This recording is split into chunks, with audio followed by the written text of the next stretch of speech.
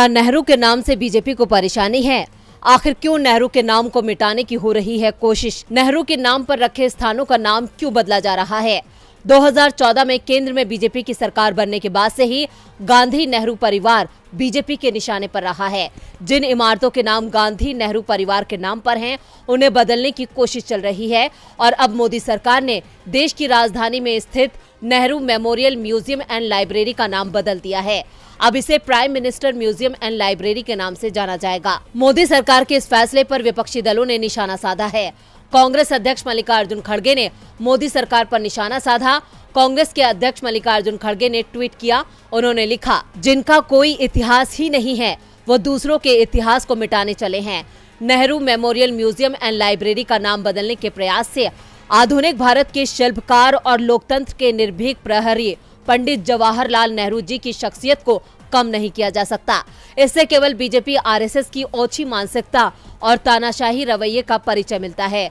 मोदी सरकार की बोनी सोच हिंद के जवाहर का भारत के प्रति विशालकाय योगदान को कम नहीं कर सकती। नेहरू म्यूजियम को लेकर बीजेपी के तेवर तो 4 साल पहले ही दिखाई देने लगे थे, जब सांस्कृतिक मंत्रालय की तरफ से नेहरू मेमोरियल म्यूजियम और लाइब्रेरी सोसाइटी का पुनर्गठन किया गया था और नेहरू म्यूजियम में कांग्रेस नेता मल्लिकार्जुन खड़गे, कर्ण सिंह और जयराम रमेश को बाहर कर दिया गया था।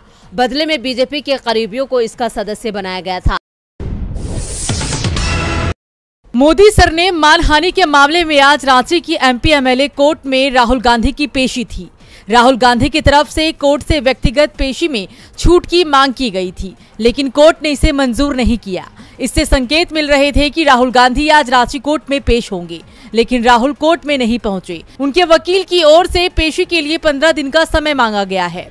राहुल गांधी की ओर से कोर्ट को बताया गया है कि व्यक्तिगत छूट देने वाली याचिका को खारिज करने के आदेश को हाईकोर्ट में चुनौती दी गई है, जिस पर सुनवाई चल रही है। इसलिए कोर्ट 15 दिन का समय और दे, तब तक हाईकोर्ट का फैसला भी आ सकता है। आपको बता दें कि 2019 में लोकसभा चुनाव के दौरान राहुल गांधी ने कोलार में कहा था कि नीरव मोदी, ललित मोदी और पीएम मोदी, इन सभी का सरनेम मोदी क्यों है। आपको बता दें, इस पर अधिवक्ता प्रदीप मोदी ने कोर्ट में शिकायत दर्ज कराई थी।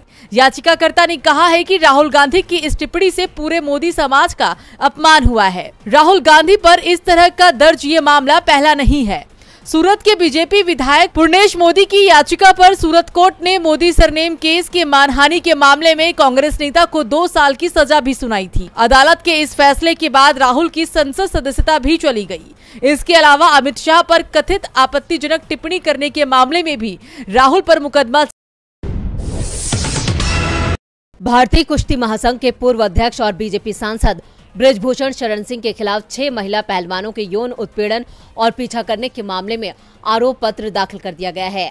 पहलवानों ने खेल मंत्री अनुराग ठाकुर के आश्वासन के बाद 15 जून तक प्रदर्शन स्थगित कर दिया था। अनुराग ठाकुर ने प्रदर्शनकारी पहलवानों को आश्वासन दिया था 15 जून तक बृजभूषण के खिलाफ आरोप पत्र दाखिल हो जाएगा। अब आरोप पत्र दाखिल होने के बाद ओलंपिक पदक विजेता पहलवान साक्षी मलिक ने बड़ा बयान दिया है। प्रदर्शनकारी पहलवानों में शामिल साक्षी ने कहा, चार्जशीट में साफ तौर पर कहा गया है कि बृजभूषण शरण सिंह दोषी है, लेकिन हमारे वकील ने एक आवेदन दायर किया है। इससे वो जल्द से जल्द चार्जशीट देखकर आरोपों का पता लगा सकेंगे। हम पहले ये देखेंगे कि सरकार ने हमसे जो वादे किए थे वो पूरे हो रहे हैं या नहीं। उसके बाद हम अगला कोई कदम उठाएंगे। अभी हम इंतजार कर रहे हैं। पुलिस ने 1000 पन्नों की चार्जशीट में नाबालिग पहलवान की ओर से बृजभूषण के खिलाफ दर्ज कराई गई शिकायत को रद्द करने की सिफारिश करते हुए कहा कि कोई पुख्ता सबूत नहीं मिले।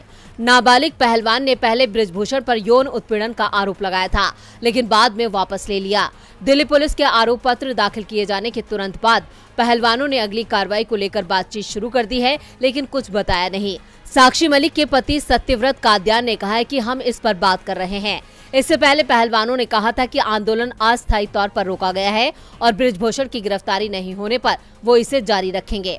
उन्होंने ये भी कहा था कि इंसाफ नहीं मिलने पर वो एशियाई खेलों के ट्रायल में भाग नहीं